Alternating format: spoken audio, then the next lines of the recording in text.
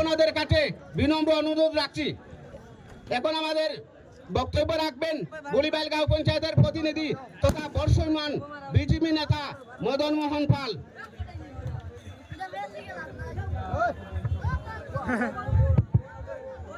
নমস্কার।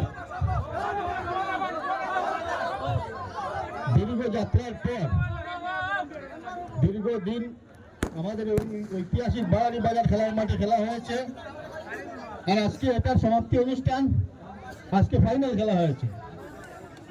আমি আমার বক্তব্যের প্রথমে আজকে যে কয়েক হাজার মানুষ এখানে এসেছেন তাদেরকে আমি ধন্যবাদ জানাচ্ছি যে আপনারা যেভাবে শান্তি শৃঙ্খলা বজায় রেখে খেলা উপভোগ করেছেন।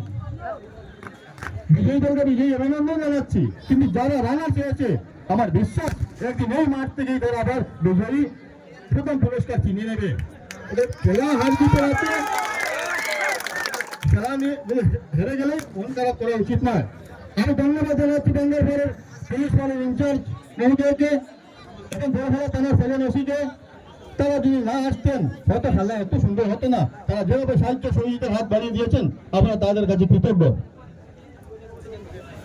একটা বিষয় আমরা পারছি না, আমাদের এখানে অনেক সংবাদ কর্মী এসেছেন, তাদেরকে উপযুক্ত বসার জায়গা উপযুক্ত সম্মান আমরা দিতে না পারার জন্য আমরা তাদের কাছে আন্তরিকভাবে দুঃখিত।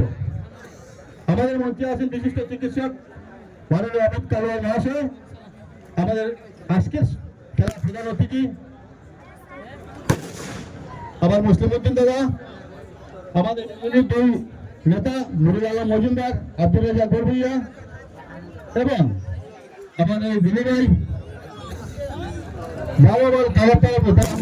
মঞ্চে আজকে আছেন। আর আমরা তাদের মুখ থেকে আশার বাণী শুনবো। আগামী দিনে আমরা আজকের যে মাঠ, আমার বিশ্বাসটা যারা এসেছেন তারা মুখে বলবেন এই মাঠ এই অবস্থায় থাকবে না। আমি রুজু ভাইকে অনুরোধ